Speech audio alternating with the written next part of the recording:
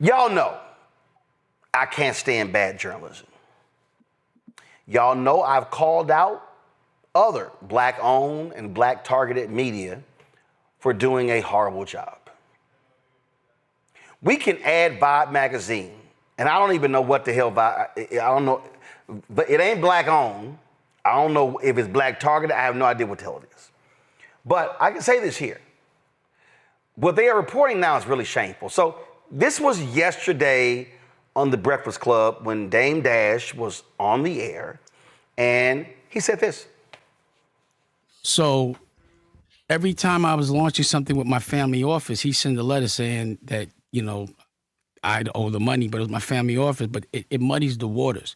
So if you have a contract, especially you working here, and somebody sent a bum letter, as soon as it's a lawyer, it shuts down. Mm-hmm. It muddies the waters. And I was about to make some major announcements. You want to hear one? Sure. I'm now the chairman of Revolt right now. Mm-hmm. And I also, I have 15. You don't deserve to be the chairman of Revolt. I got you. So I'm now the chairman of Revolt with a pathway. Again, you see, because he wants to trigger me. And I want you to acknowledge that. So I'm now Cam's boss, the chairman of Revolt with a pathway to acquisition. I've been trying to buy Revolt. How do we know this is not Cap? We ain't see this on Deadline. Can you stop yelling? Can you stop interrupting me, please? So Deadline didn't make the announcement for this particular situation. They didn't want to. I had an announcement I was going to make with BT, but Paramount stepped in and they said do it later. And they didn't want to be a part of this mess. But it will be in something. You know, this gets played tomorrow, so the announcement will be in the trades tomorrow. Mm-hmm. So I've been trying to buy Revolt, and I also just did a 25-episode deal for my podcast for Bosses Take Losses, mm-hmm. and I'm putting all my content on Revolt. Dope. Yes, you know, so that I can see how to monetize. I have to put together a certain kind of a plan for acquisition. So in the next 30 days, I'm gonna just be a real chairman and play all these movies, and then I'm going to, hopefully I'll stay the chairman, but I got to go make movies. Somebody would say how? How would you buy Revolt? Why wouldn't you say congratulations? We did say congratulations. Oh, you don't seem excited. You said dope, congratulations. You have to understand something. I'm waiting for it to come out of Deadline. Let me finish. I'll really be like, yo, I reposted. Right. But somebody would say, well, now you're going to be Mr. Research, but you asking me why 50 Cent, but you guys got fooled. But you're Wait, let me finish. Real quick. I'm announcing. Okay, so here's the issue that I have here. Okay, so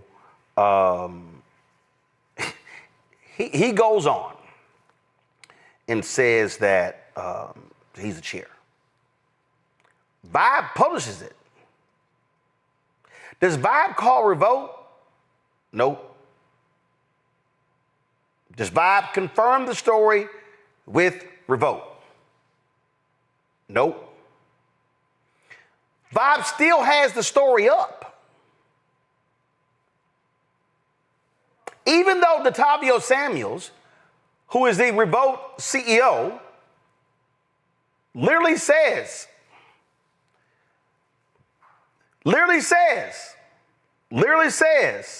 nah, he ain't got nothing to do with this. He ain't the chairman. He said that. Now y'all, again, I don't give a damn what Dame Dash is doing. I don't care. Okay, I don't care. Revolt, they got their business as well. But here's my problem. My problem is, how do you call yourself a media entity when you can't even pick the phone up to confirm a story?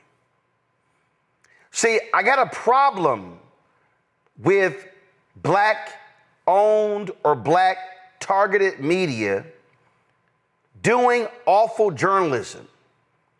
I have a problem with that as an individual, as a journalist, but also as NABJ, National Association of Black Journalists, Vice President Digital. See, I believe that we have an obligation when talking to our audience to tell the truth.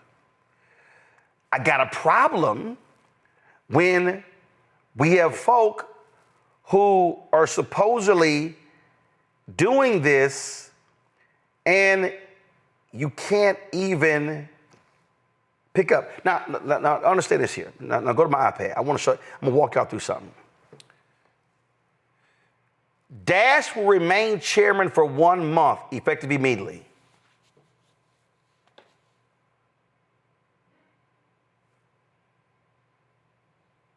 I've written business stories. In fact, when I was writing, when BET was sold, I was one of the folks who was on top of that and wrote stories for Deadline.com on that whole deal. How are you chairman for a month? So if you're a reporter and you hear that, and you're an editor, you hear that, you first go, hold up, this story's not making any sense. So I love this here. So Vibe, go to my iPad. Vibe writes this original story. Damon Dash has been named chairman of Revolt, blah, blah, blah. On Tuesday, the 54-year-old and the network announced the news of the appointment. Interesting. Do y'all see an announcement in here? It says all these things are going to be doing, everything like that. He's going to be doing all the paid in full. Okay, all those things. Okay, I got it. All right, so, okay.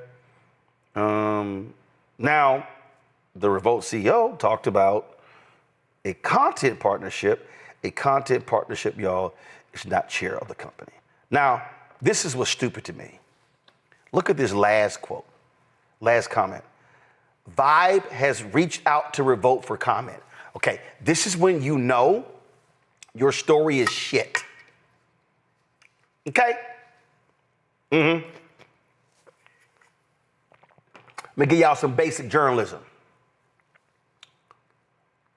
See the bottom? Go back. Vibe has reached out to Revolt for comment.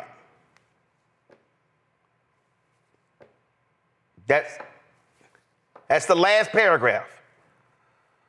But earlier in the same story,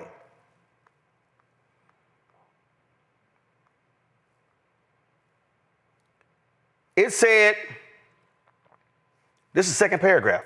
On Tuesday, the 54-year-old and the network announced news of the appointment. So, Vibe, y'all ran a story as an exclusive, and you didn't talk to the people with the exclusive, but then you say you reached out for comment at the bottom of your story, but you say they made the announcement. Okay, got it. Okay. Where was the announcement made? Is there a press release? Is there a video, whatever? Okay, now here's what makes matters worse. 6:35 p.m. Eastern, this is yesterday. A statement released via TSR indicates that a deal between Damon Dash and Revolt TV has not been confirmed despite discussions of potential collaboration. Dash, however, remains adamant that his interim position with Revolt TV is legitimate. More to come. Let's stop right there.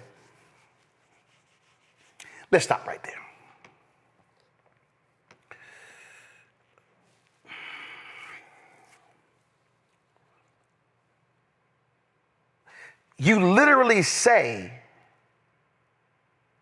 a statement released via TSR indicates that a deal, listen y'all, that a deal between Damon Dash and Revolt TV has not been confirmed despite discussions of potential collaboration. Y'all, discussions of a potential collaboration and confirmation of a deal ain't the same. It's not the same. This is what's crazy to me. Go back. Update 11:30 a.m. Vibe has reached out to Detavio Samuels, CEO of Revolt, regarding reports by the Shade Room and the Breakfast Club alleging that a quote attributed to Samuels that was provided by Lord have mercy, y'all. Look, go on back, y'all. I just want to show y'all how bad journalism is. Who the hell is this writer, and who the hell is the fucking editor over at Vibe? Vibe has reached out to Detavio Samuels, the CEO of Revolt, regarding reports by the Shade Room and the Breakfast Club alleging that a quote attributed to Samuels that was provided to Vibe by Dash's public relations team is fabricated. Samuels has yet to respond to our requests for comment. Dash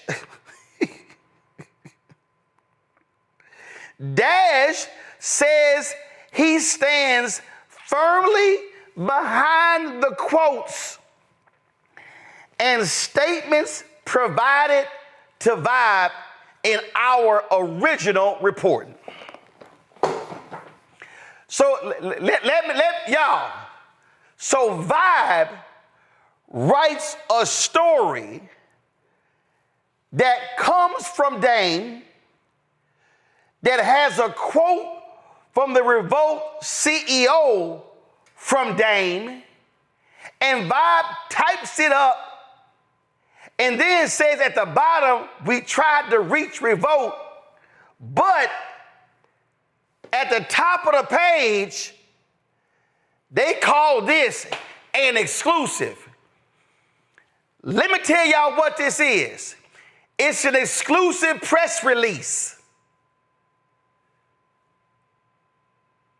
How do you say somebody is chairman of a company and you never talk to the company, and then your ass write a story with quotes that come from somebody else? And let me just go ahead and do this right now.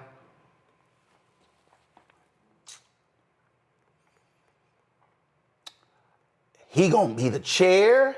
They gonna do content. I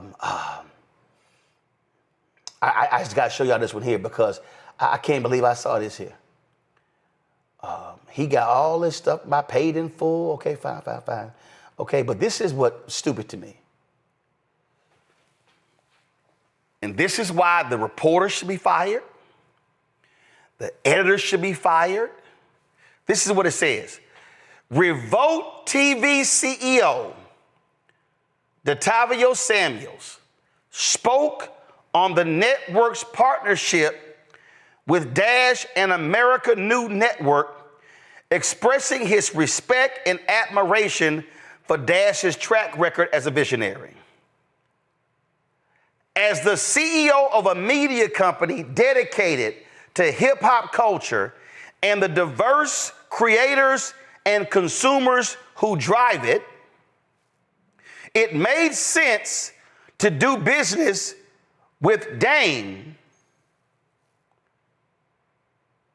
Samuel said in a statement. Quote, after 30 years, he continues to be a driving force in hip hop and pop culture, and people want to hear what he has to say no matter how they feel about it.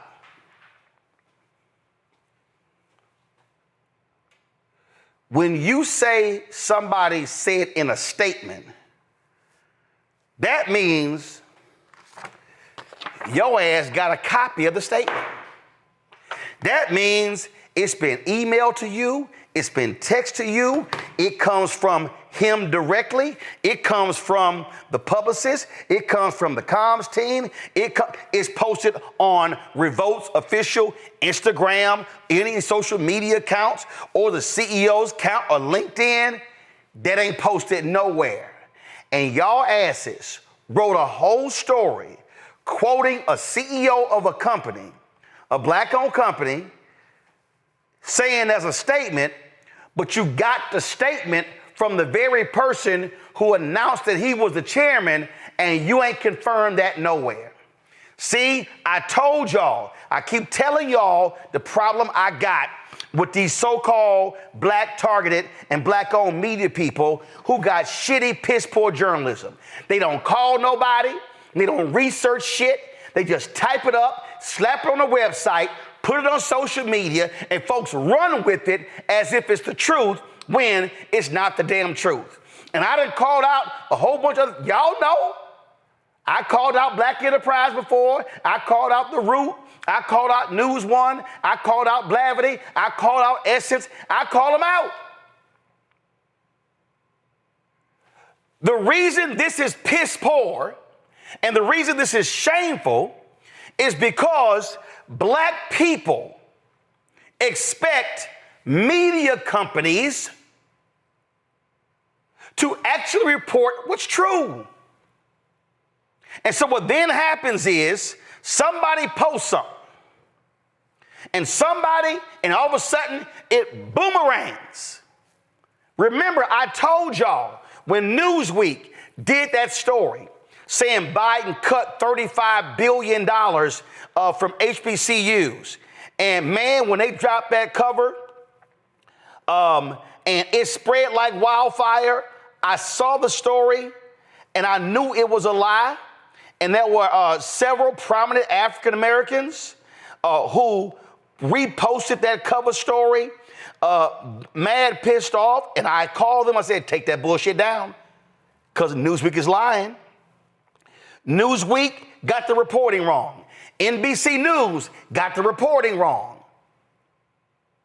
See, y'all, do y'all now understand why we're trying to build something bigger?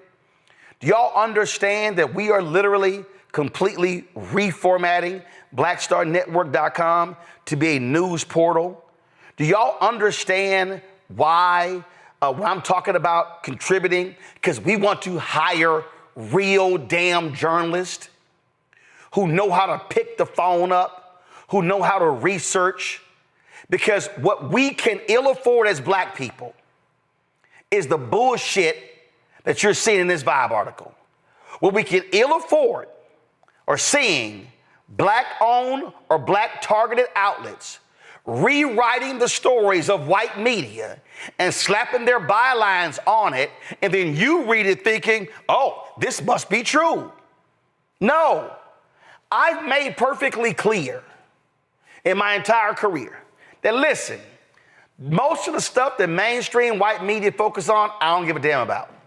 But I've always said this here, what they never gonna do is out-black me. And if I have to sit here and pick the phone, see, y'all understand, I've done this numerous times. I've seen a story and I go, that don't smell good. That don't seem right. Let me call the person. Now, luckily, because of who I am in my career, I have relations where I can call a lot. Most people are on their cell phone. But if I ain't got their cell phone, the first thing I'm gonna do is call the office. I'm gonna call the office. Then I can't reach them, I'm gonna call I don't call the publicist or the cons first, I call the office first. I'm gonna make 10 calls to get to the truth.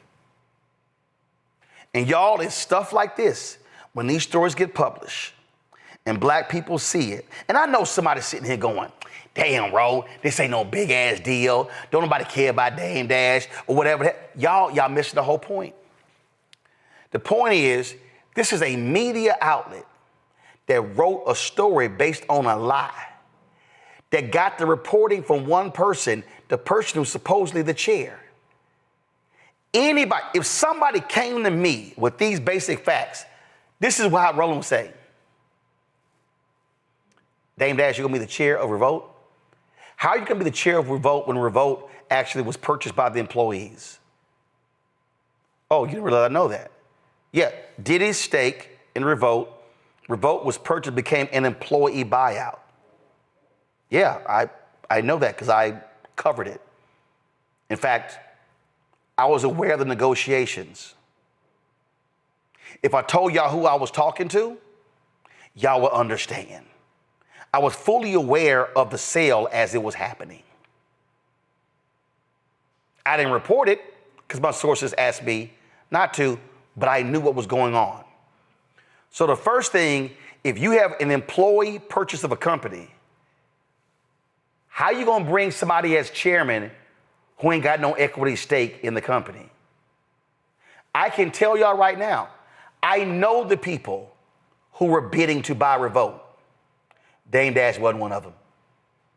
Not even close. Again, if you were a journalist, you would know these things. But some very basic fundamental things here. A source gives you a statement about them becoming chairman of a company, and the same source gives you a statement with the quote from the CEO of the company, and you as the reporter and the media company, you never think to call the company to confirm the news before you publish it.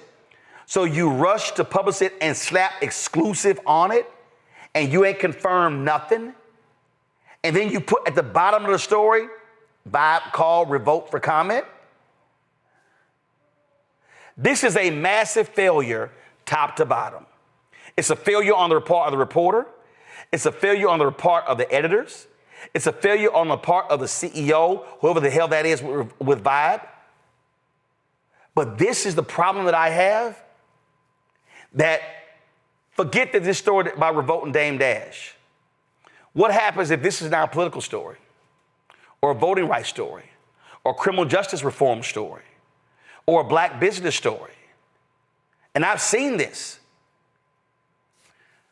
Washington Post did a story saying that Bob Bland, Tamika Mallory, Carmen Perez, Linda Sarsour were being run out of the Women's March.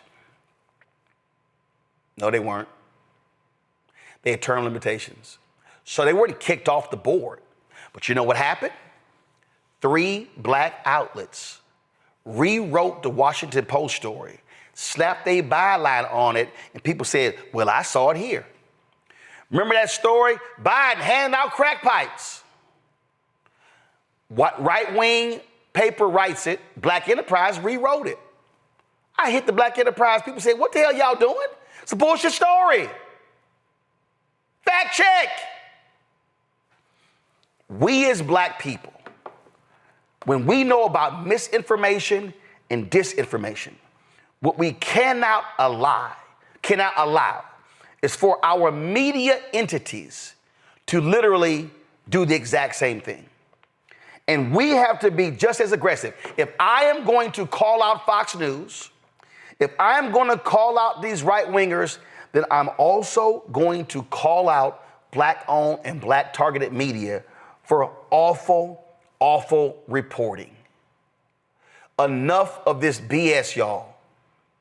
Vibe should have the decency to take this story down and launch an internal investigation as to how in the hell did you report a completely bogus story. Bringing my panel, and Rebecca, again, people don't understand the gravity of this and why it pisses me off, because we've witnessed this happen numerous times, and black folks run with it, and once that lie boomerangs around, is hell trying to stop it. Roland, this is why independent journalism and real journalism is very important. Someone that is reporting on something doesn't automatically make them a journalist. But when we talk about traditional sources of journalism, like magazines, newspapers, traditional broadcast media, there's a certain expectation. But what we're seeing in this climate, and I keep talking about the climate that we're in and historically where we are in this country, is that we're seeing an increased monopolization and consolidation of how people are getting their news sources. We're seeing that Paramount and CBS, and now that particular family is looking to, I think there was reports of purchasing TikTok US and other forms of media. What this is all about is about information. How are people getting information? And if you control the flow of information, you also control outcomes, you control human behavior. because when you look at information that's reported, that then impacts how people are going to move about that day. So here's an example. If I'm driving in my car, I'm listening to a traffic report or the weather report, and they're telling me, hey, there's getting ready to be a big storm, get off of 95, go somewhere else because traffic's going to get backed up. Guess what I'm going to do immediately? I'm going to change my behavior and I'm going to do something different based upon that report. The reason why this matters so much with Vibe Magazine is Vibe Magazine is supposed to be an entertainment magazine, report on entertainment news. And it was launched as the Hip Hop Bible. Absolutely. So now when you have a I won't say so-called because that sounds shady, the Dame Dash. When you have a hip hop icon, I got had to swallow as I said that. When you have a hip hop icon like Dame Dash and they're not able to get fundamental pieces of a story correct, then now their coverage on social justice issues, which Vibe Magazine prides itself on reporting on social justice issues. Vibe Magazine prides itself in covering elections. And they talk about how they don't cover it in a traditional way, but they cover it in a way in which its audience is able to dissect and participate in what's happening primarily with domestic policies within the United States. So if they can't get their bread and butter correct, and such a low standard to get this type of story correct, then that lets you know subsequent news that is of more gravity, you're going to have to side eye. The reason why this is so important,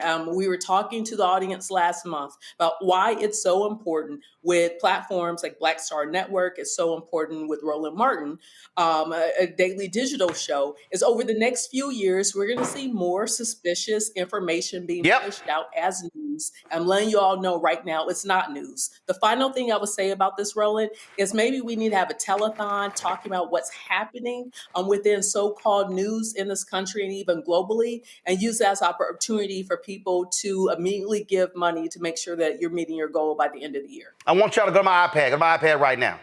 Okay, this is the story that pissed me off, and it was ridiculous. And 1 second, sorry. So what they did was, go to my iPad now, sorry. When the story ran, they actually had this cover, and there was I forgot what it was, something like Biden cuts $45 billion from HBCUs, and man, black folks lost their minds.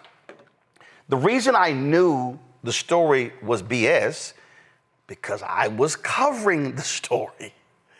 I was on top of the story. And I remember what Biden promised to HBCU and Hispanic serving institutions. So y'all know what happened? On this show, I pulled the press release up and I showed it. I showed people exactly what he said. Y'all, 3 weeks. We did numerous stories, Andrew, 3 weeks, because that one Newsweek story, NBC News, did something talking to 3 HBCU students, and I blasted that reporter for her shameful reporting as well, because she didn't have the facts. The students didn't have the facts. And all these black folks, and this wasn't about you're trying to cover for Biden Harris. No, it was the facts. And that's my problem. That's what pisses me off. And when black people see it, we ran with that shit, and I literally called the member of Congress who sits on the education committee and who dealt with the funding, Congressman Bobby Scott. He's an Alva brother. I knew that. I said, Congressman, walk me. He said, no, Roland, here are the facts. Oh, what was the operative phrase? I fucking called. Now seeing is a lot less investigative journalism and more armchair opinionated journalism, and that's something that I think is going to be problematic. But it's going to be problematic for everyone else except for you, Roland, because you put in the work and you put in the time to actually make these phone calls to make sure something is coming out of your mouth that it's accurate. And that's what's going to be important going forward, because as Americans, and especially Black Americans, you really only got one time with us, right? Now, Vibe Magazine has made a mistake that reporters should be fired, because typically in a major magazine, magazine or a magazine, if you just miss the mark just a little bit on the facts in your reporting, you typically are fired or let go. That reporter should be fired, but it also forces us to seek out publications that have a higher standard of reporting and investigation, because we want the facts. We want the neutral journalism. We want our journalists to have made those 10, 15 phone calls, talk to the source. And now, right now, Roland, you're in a unique position where you've been around for so long that you are the source, right? You are the person that is going to be able to pick up and call the important person and go to the source of what the information is without any, in between or hearing from this person's assistant. You're going to be able to. So we got to support networks just like you. Right now, you're very unique because you're one of one, and I'm proud to be a part of this movement. Raven, it drives me crazy. And again, listen, I barely do any entertainment. So this has nothing to do with Dame Dash. It has nothing to do with Revolt, even though but it's the basis. But my anger is people trust us. When I went on the Breakfast Club 2 or 3 years ago, I said to Charlemagne and Envy, DJ Envy, I said, we have to be mindful of what comes in our brain, out of our mouths, into this microphone, and out to the world. Because the moment it comes out of your mouth into this microphone, then you can't control it. I said, so we must be careful not to weaponize BS and lies in what we say. I said, we must have great respect for the microphone. So the same goes for this microphone I have on. The same goes for what you say on social media. And this story is problematic for me because basic, fundamental rules of journalism failed. You don't go with one source when the source is the person who's actually the subject of the story. You don't get a quote from the company from the same source and his publicist.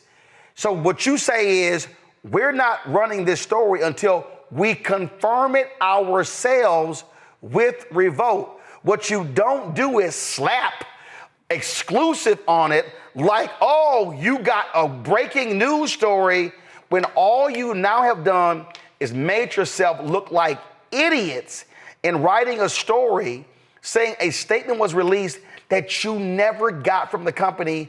You got it from Dash's PR people. That to me is insane. Absolutely. And look, words have power. They are powerful tools that have to be wielded responsibly, right? And this is a situation where those words and that power was not wielded responsibly because the math ain't mathin'. The math ain't mathin'. This was not responsible journalism. And that's frustrating to see, especially from a Black media company like Vibe or a Black serving company like Vibe. And I think this broader conversation around integrity, right? If we're going to call on Fox News and other reporting outlets to say things that are integrous and true, then we also have to make sure that we're reflecting that in the kind of work that we do as reporters, whether that's through more traditional media or that's happening in the online social media space, like what I do. So that's a really critical piece. We can't call out their hypocrisy and then do things that are hypocritical. That's not how it works.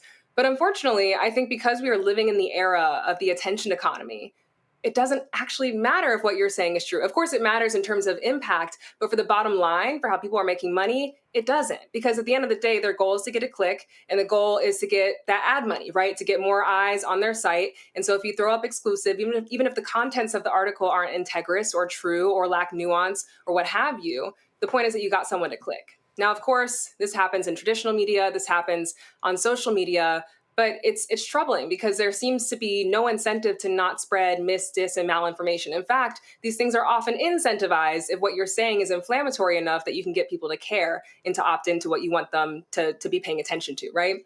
And so I think particularly in this moment, this article that we're seeing from Vibe really, really illuminates why so many people are losing trust in traditional media and turning to social media. Now, again, to be clear, mis, dis, malinformation exists everywhere, traditional media and social media. Right. But I think these names like the Washington Post and New York Times that are supposed to be trusted, these continual and like recurring incidents of that trust being broken, of poor reporting, of this bad information being shared and circulated on a wide scale that actually genuinely causes harm to people, they don't trust traditional media anymore, right? So they're turning to people like me, which has its pros and has its cons. So, really what I think is at the epicenter of this conversation is how critical it is that, one, folks know how to read and research, critical skills. AI overview is not researching.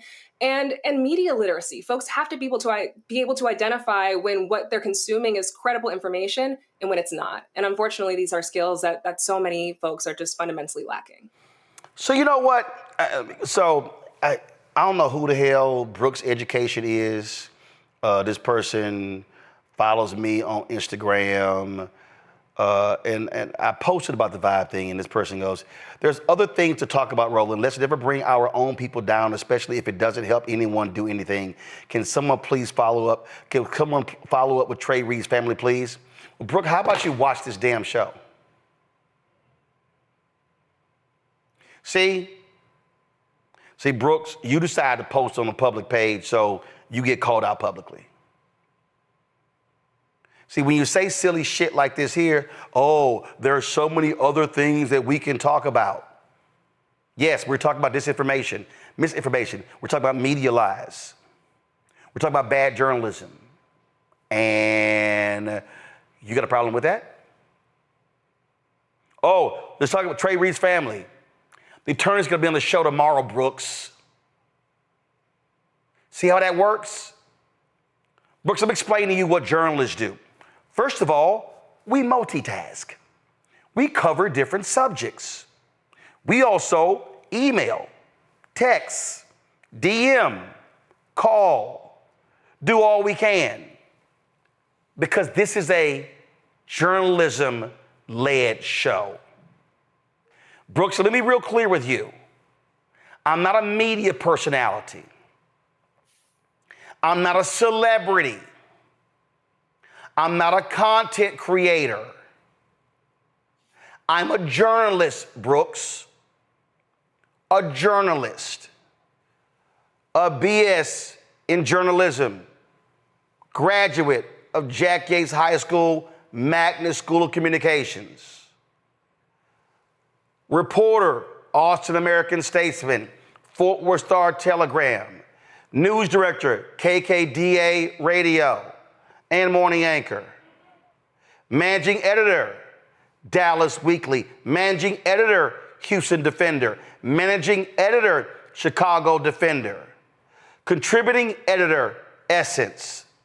Writing for Ebony. Produced for major broadcasting cable network. Host of 2 shows on TV One. 6 years at CNN. I can run everything else down, Brooks. Numerous awards. 4 halls of fame. So here's my suggestion, Brooks. In reading your bio, you're an educator and a talent manager. Stay in your lane. Because I'm in mine. Hello, I'm Isaac Hayes III, founder and CEO of Fanbase, and I'm here with a very important message. We are at a turning point in the Black community where we must have equity in the apps we use that scale to billions of dollars. But this time, we own the infrastructure, we own the culture, and we shape the future. And Fanbase is the future. Fanbase combines the free functionality of Instagram, TikTok, and YouTube into an all-in-one platform built for the evolution of social media and monetization. With over 1.4 million users, that's real proof that we are shifting the conversation of tech ownership and equity for creators. So right now, I want you to go to startengine.com/fanbase and invest today. The minimum to invest is $399. That gets you 60 shares of stock in Fanbase at $665 a share. This marks a turning point in Black ownership of social media. If we don't take this opportunity to own social media right now, we will always be customers to our own creations. And that can't go on. So once again, go to startengine.com/fanbase and invest today. We must own the platforms where our voices live, our stories matter, and where our culture drives the world. Thank you.